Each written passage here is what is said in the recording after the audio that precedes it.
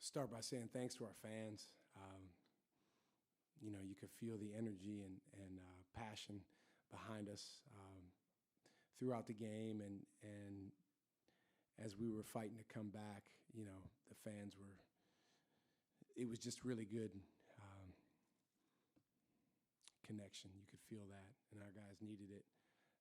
Providence deserves a lot of credit. They made a lot of tough shots. They're a really hard team to guard. We knew coming into the game that the defensive end was going to be the bigger challenge. Certainly we're not great on that end, but we got, just enough stops to win this game. A lot of credit to really down the stat sheet of all of our guys. Demarius Owens' presence of mind to go get that ball and give us an opportunity at another possession down there at the end of regulation. Royce Parham for going to get it and making a good pass to NJ. NJ showed a lot of toughness and guts. It's hard to make 3 free throws in a row. It's even harder to make 2 and then sit in a timeout and then go make another one. But his poise right now and his connection with teammates, coaches, the game plan is really, really special for a freshman. NJ's poise beyond his years. Where do you think that comes from for him?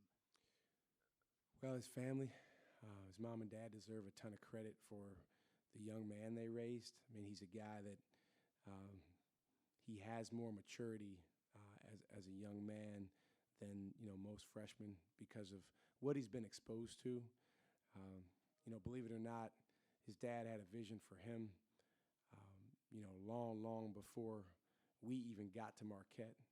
There's a cool picture of him, or video of him working out at 12, 13 years old in a Marquette shirt. And then, one thing, Ben, that a lot of people don't understand is these guys, they're not all created equally from the standpoint of the high school or pre-college background they come from. So, like the kid Vox for Providence, that guy's been in some games before he got to college. You can see that. Nigel James, I sat there. I had the good fortune last season of sitting in the front row courtside. I happened to get to sit next to Chris Mullen, which was awesome, and watch him, with his team beat the number 1 team in the country. That's a big difference than if you just go to, your normal high school and you're playing against regular competition with high school basketball players. So that goes a long way into his preparation. With the free throws, you guys missed some in the second half, but Nigel knocked those 3 down. As a coach, how do you prepare guys for those clutch free throws in that moment? That's one of the toughest things to prepare players for, because anything you do outside of the game is, a pretty poor simulation of the pressure you're going to feel in the game, in the moment. We shoot pressure free throws. Guys work a lot on their free throws on their own. But, honestly, it comes down to poise and guts. But you could see the look on his face. He knew he was going to make it. He wanted the free throws. Not everybody's made for that position. Not everybody's made for, that role to be the floor leader, the guy that's attacking, the guy that's got the ball in his hands when it matters most. NJ is made for that. You found yourself up at halftime before the game doesn't go your way in the second half today. It looked like that could happen, but you were able to get it done. Is that from the experiences of past games, or what was the difference maker today? I think so. I think our guys, they never stopped believing. Obviously, we have a lot of work to do to get better in what we call the 6th round, which is the first 4 minutes of the half. The last 2 games, just nowhere near enough defensive resistance for the other team, and then offensively a little bit more tentative than we were really the rest of the game, the first half and then even the rest of the second half. So, my job as a coach is to help the guys understand, we got to have a level of aggressiveness coming out of the locker room, which at times early in the year we've been better at, but we've got to find a way to turn that around. But I thought our guys hung in there. The timeouts were really good, what they were saying to each other. We had some unfortunate plays, some fouls. We had a couple guys foul out. some free throws, as you mentioned, that we missed. I didn't think there was a lot of head dropping. There were a couple head scratching plays, but they hung in there through that. These are imperfect games. They're always going to be that, particularly when you got a lot of young guys out there. NJ, when he scored 31 against Villanova, he was the first freshman to have 30-plus points since Marcus Howard. Kim English kind of compared him to Tony Parker in the paint. Kind of, what does that mean, kind of the freshman who can kind of control the offense for you and be that captain on the floor like he talks about, and have that faith in him that he can be that guy that comes up clutch when it matters most and hit those free throws? Yeah, I mean, he runs the team, and he attacks. He does a really good job finding seams. I thought 8 assists and 1 turnover tonight was every bit as important as 31 points. He was able, we need NJ to be the guy that gets Royce Parham shots. He did that. We need NJ to be the guy that gets different guys on the perimeter outside looks. He did that. And he played with really good poise. The way Providence was defending, there was a lot of switching. He did a good job getting angles. And he just stays aggressive. The hardest thing for a first-year point guard is deciding when to shoot and when to pass. You guys remember Tyler struggled with that a little bit in his first year. His was more on the end of passing too much. And then he got into his second year, and he really got in a groove of being terrific at both. And Jay, with our team and the makeup of our team right now, we need him to score.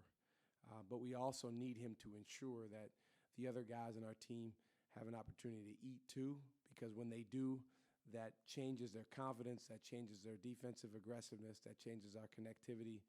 And I thought he had a good blend of that tonight. You talked a little about Royce. Royce had 18 tonight on 70% true shooting. Just what growth have you seen from him on the offensive side of the ball specifically? He's come a long way. We talked about in the summer the fact that sophomore year can be tricky. He was on the all-freshman team last year, and there was certainly, a feeling in his mind he wanted to be a starter. He wanted to be an All-Big East player. He had really big goals. He started the year coming off the bench, and he had a great attitude about it.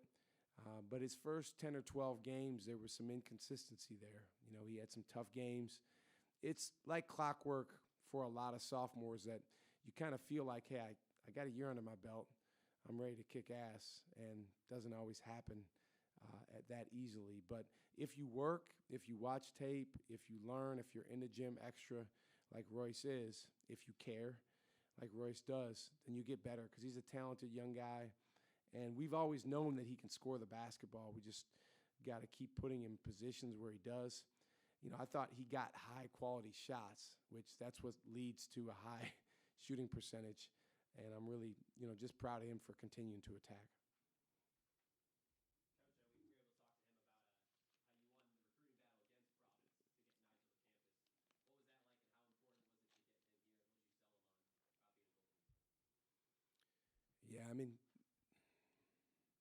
no disrespect to anyone else, but there was a different type of recruiting that went on at Marquette with that young man. It was a level of connection and communication and relationship beyond basketball that was real, and I think he appreciated that.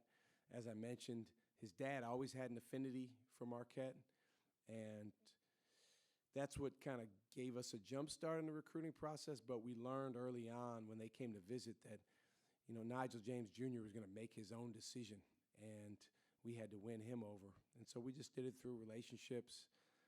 Remember, we went to his house, Cody and I, at one point, and we sat down with them. And, we're not big on pressuring guys, but he could feel that, we really wanted him to commit. And he stood up and he said, I'm not ready. I'm not ready to commit. I love you guys, but, I have to get to the point where I know for sure. And he just, he's got an uncommon maturity about him. He took control of his own situation, but I think he respected the investment. There was an incredible amount of time and energy invested in him during that process, and I think he appreciated that. And he was smart enough to foresee the fact that we could have a connection like we have now that could allow him to play the way he did tonight. NJ's been one of the best in the country at getting shots at the rim, but how have you seen him figure out how to finish better as a small guard? Yeah, I mean, our whole team finished better today. Chase struggled in the second half with some that went off the front of the rim and some that he didn't make. But beyond that, if you look at our rim shot percentage, it was much, much better, which is what we have to do. I think we're one of the top 5 or 10 teams in the country at getting shots in the paint, but we've been really, really, not great at finishing down there for a variety of reasons. I thought our guys, we work on it every day. I mean, it's the amount we work on that is extreme, but I think it's paying off. Royce is playing with more poise down there. NJ is playing with more poise. Ben had some good finishes down there. And I think just patience, balance, understanding angles. Oswin's a really good shot blocker. He's a really, really good shot blocker. So, he got us a few times. It looked like volleyball, spikes. But beyond those few, the guys did a good job getting angles and getting those shots off. Thank you, guys.